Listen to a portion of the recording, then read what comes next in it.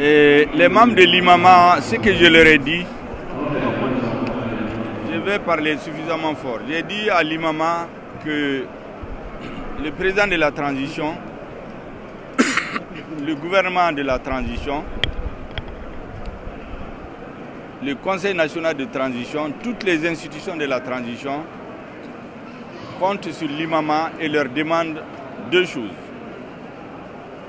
Parce que dans la lutte que notre gouvernement mène contre le terrorisme et contre tous ceux qui veulent mettre notre pays à genoux, chacun doit jouer son rôle. Le gouvernement travaille à sécuriser le pays. Ce que nous demandons à l'IMAMA et à tous les Maliens, ce que le président demande, c'est le soutien et les bénédictions. Sans le soutien populaire, le gouvernement ne peut rien réussir. Et sans les bénédictions, comme on dit chez nous, Barakat de Barala. Ça, c'est le premier message. Le deuxième message, j'ai tenu à expliquer à l'IMAMA et aux invités, aux congressistes, que le véritable enjeu aujourd'hui de ce qui se passe autour du Mali, ce n'est pas les élections. C'est parce qu'on a un gouvernement, on a un président, on a des institutions de la transition qui ont décidé de restituer au peuple malien son honneur, sa dignité, sa souveraineté, son indépendance de décision.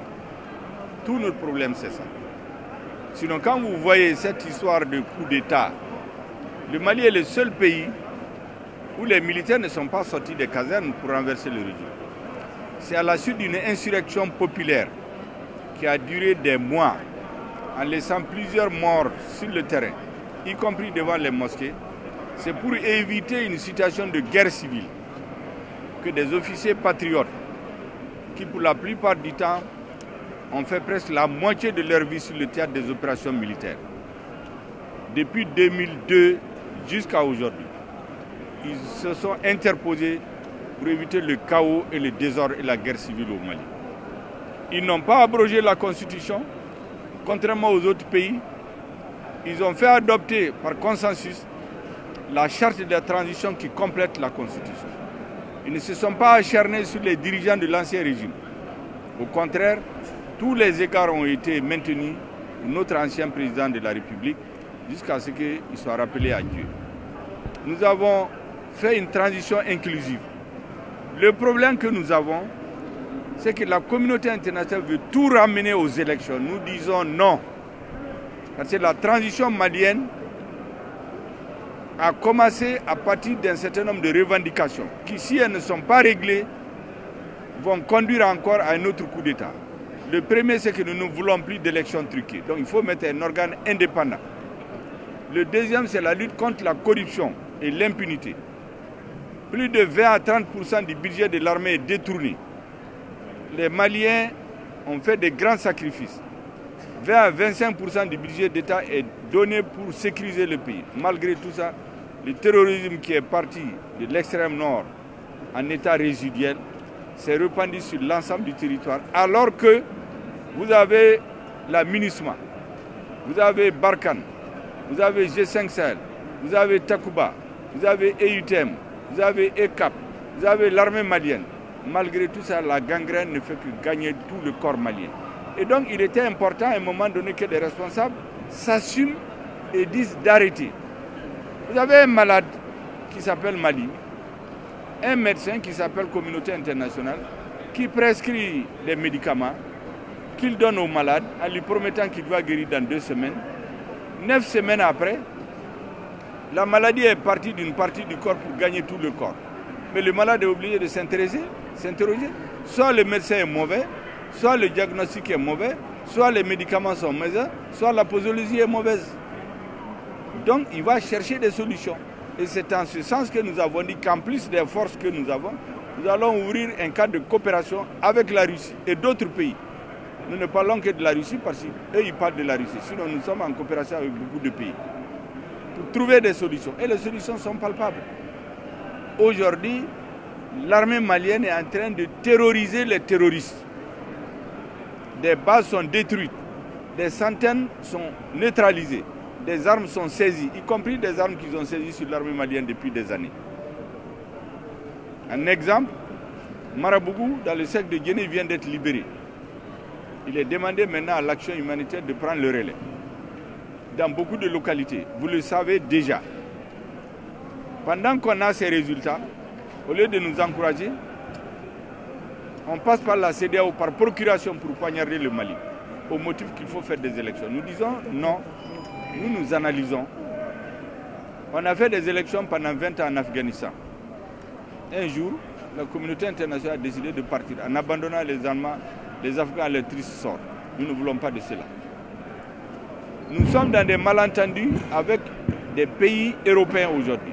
Pourquoi? Nous avons en mémoire ce qui s'est passé en Libye. En Libye, ils ont une autorisation pour protéger la ville de Benghazi contre des bombardements. Ils ont outrepassé pour aller bombarder et assassiner le président.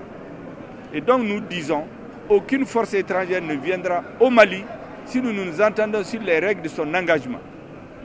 Les Français ont estimé, comme ils considèrent le Mali comme leur précaré, d'amener sur leur dos des pays qui n'ont pas l'autorisation. En disant que le gouvernement est en train de remettre en cause les accords. On n'a rien remis en cause. Le gouvernement a des accords avec la communauté internationale qui disent clairement que lorsque vous êtes invité, et l'invitation a été signée sous l'ancien président, au moment de vous déployer, il faut un accord avec le gouvernement malien. Ils ont refusé cet accord. J'ai donné l'exemple en disant que, par exemple, quand vous êtes invité en France ou en Europe, en plus de l'invitation, il vous faut un visa. Sans le visa, vous ne pouvez pas aller. C'est ce que nous avons dit. Vous avez le Portugal, vous avez le Danemark, vous avez la Hongrie et puis la Norvège qui ont fait les demandes. Pendant qu'on est en train de les examiner, la France embarque le Danemark pour l'amener au Mali. Nous disons non. On ne peut pas amener des forces étrangères sur notre territoire sans notre accord. Parce qu'on ne sait pas ce qu'ils vont faire de ces forces-là. On ne sait pas, on a vu ce qui est arrivé en Libye. On a vu récemment quand ils ont poussé la CEDEAO à fermer les frontières de façon illégale. Ils ont pénétré nos territoires avec un avion militaire qui s'est caché. Quand on l'a découvert, il a éteint les transpondeurs. Quand il a su qu'il est en contact avec la radio, il a éteint la radio. Il est allé atterrir sur une partie de notre territoire, déposer on ne sait quoi et retourner. Nous avons vu des avions venir survoler, espionner nos bases militaires en utilisant les labels de l'aménagement. Or que ce n'est pas la mission de l'aménagement qui est de venir espionner. Nous avons dit qu'aucun avion ne peut plus survoler notre territoire sans autorisation. C'est à cause de ça que vous entendez tout ce bruit, tout ce vacarme, toutes ces insultes contre notre peuple, contre notre gouvernement, parce que pour la première fois, ils ont affaire à un chef de l'État, notamment le président Assimi Goïta, à un gouvernement qui dit non à ce qui n'est pas bon pour son pays. Ils utilisent les Africains pour nous étouffer, qui violent toutes les règles communautaires. L'embargo n'est prévu par aucun texte de la CEDEAO. L'embargo finance fermer les frontières du dit. L'embargo financier n'est prévu par aucun texte de la Banque centrale. Au contraire, l'article 4 du traité dit clairement que la Banque centrale d'un pays ne doit pas être influencée, je paraphrase, par un autre pays, par des décisions politiques venues d'ailleurs. Donc c'est de l'arbitraire. C'est ce qu'un journaliste a rappelé du gangstérisme institutionnel. Nous disons non. C'est pourquoi j'ai tenu à expliquer à notre peuple, à travers la Limama, et à tous les Maliens, que ce qui se joue aujourd'hui, c'est l'indépendance et la souveraineté du Mali. C'est ça le fond du problème. Les dirigeants français veulent avoir des dirigeants en Afrique qui obéissent à leurs ordres. Ceux qui sont au pouvoir au Mali ne sont pas de cette engeance. Le reste, c'est la manipulation. Vous voyez, tous les pays où il y a eu les coups d'État, il y a des sanctions contre personne. Pourtant, c'est le seul pays où on a maintenu la Constitution. C'est le seul pays où on n'a pas mis les dirigeants en prison. C'est le seul pays où tout le monde est associé à la gestion de l'État. Malgré tout, on fait des sanctions contre le Mali. Il faut que les Maliens comprennent, qu'ils s'assument, qu'ils se mobilisent. Nous ne sommes pas un peuple qu'on va transformer en peuple esclave au XXIe siècle. C'est tout notre message. Et je demandais à la Limama, à tous les Maliens, d'être solidaires, de se donner la main. Les temps vont être difficiles, mais personne n'a acquis sa souveraineté dans la facilité. C'est dans la douleur qu'on va accoucher des nouveaux Maliens. Tout enfant qui vient au monde vient dans la douleur. C'est après ça qu'il a la liberté. C'est ce qui se joue au Mali aujourd'hui. Merci bien. Je vous remercie.